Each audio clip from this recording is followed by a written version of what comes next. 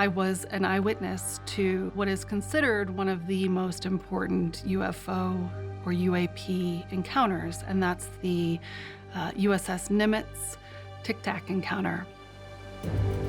November 14th, 2004. About 100 miles southwest of San Diego, Alex Dietrich, then a young aviator in training, along with her commanding officer, David Fravor, a seasoned pilot with more than a decade of flying under his belt, set out on a routine training exercise. It was clear blue skies, calm waters. When we get a call by this controller, kind of like an air traffic controller for our military exercise, and they say, hey, we need you to go check out this contact over here.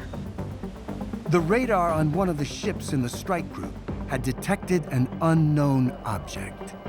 And this is 2004, just a few years after 9/11. The hair on the back of our neck stands up and we go, okay. And we divert and we head towards it. And we don't see anything initially, but somebody sees a disturbance in the water. And this strange thing is flying very fast but erratically over this area of water. It was off-white, sort of a white, creamish color. We didn't see a cockpit, we didn't see windows, and it moved in ways that we didn't understand. Dietrich and Fravor returned to the Nimitz without taking video of the object. So another aircraft went in pursuit and captured this.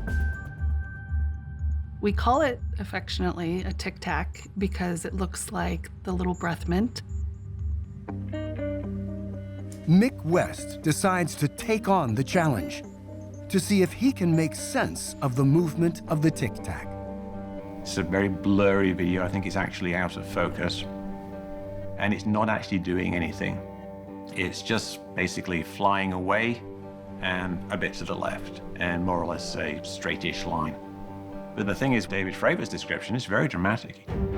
In fact, when Commander David Fravor testified before Congress in 2023, he described an object that in his 18 years of flying traveled at speeds he'd never seen before. As we looked around, we saw a white Tic Tac object with a longitudinal axis pointing north-south and moving very abruptly over the water like a ping pong ball. He talks about the object kind of ping-ponging around close to the ocean and then doing this very difficult synchronized movement up towards the top. I'm gonna tie it off over here. Mick conducts an experiment based solely on the pilot's eyewitness reports, using his backyard swimming pool and his version of the Tic Tac. Yeah, I made the Tic Tac out of a piece of wood and some bits of white wire and painted it white. He suspends his Tic Tac over the swimming pool, About there. climbs up a ladder with his phone, and starts recording. So what I set up with the pool demo was just a good illustration of what might have happened to try to figure out what's actually moving here. Is this object moving, or is the camera moving? Because we don't have any frame of reference, we've just got the pool behind us and kind of zoom in a little bit so all you see is the pool. It really looks like the object is moving. Even though it's not. It's only the camera that's moving. It's a good illustration of parallax, which, as we know, is one of the big causes of optical illusions. You may have experienced this illusion looking out the window of a train. The trees just outside the window appear to be moving in relation to the landscape in the background. But the only thing that's actually moving is you. We're not reliable. Our eyes are not reliable. If you're going to court and you're the accused and it's an eyewitness testimony that's gonna, the big evidence against you, good luck.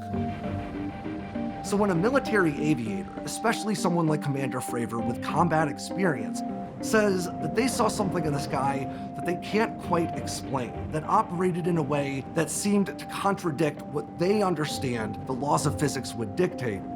I tend to give those witness testimonies a great deal of credence because these aviators are not just highly trained pilots, they're highly trained combatants. The pilot observation is, I see something. The data we need is what the sensor is gathering, and that's the numbers we actually need. In the case of the Tic Tac, the pilot did see something, but some of the key technical questions hadn't been investigated at the time. And trying to investigate those now is not going to give us a whole lot because there's nothing to really examine. The farther back in time you go, the less data there is for every one of these cases.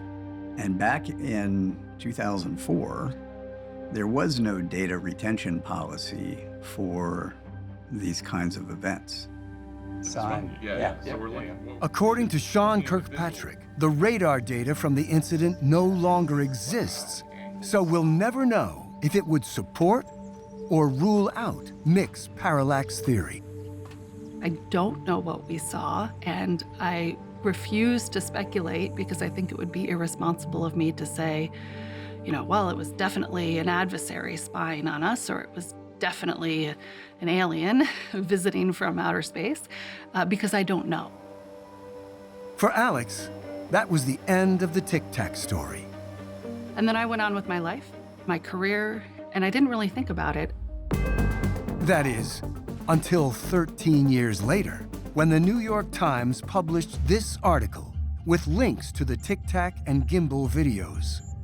When the New York Times released this story, it really gave the whole topic a bit of credibility, where a lot of people saw it as taboo and sort of silly, but if the US government has been investing tens of millions of dollars into investigating these reports, there seems like there could be something to it.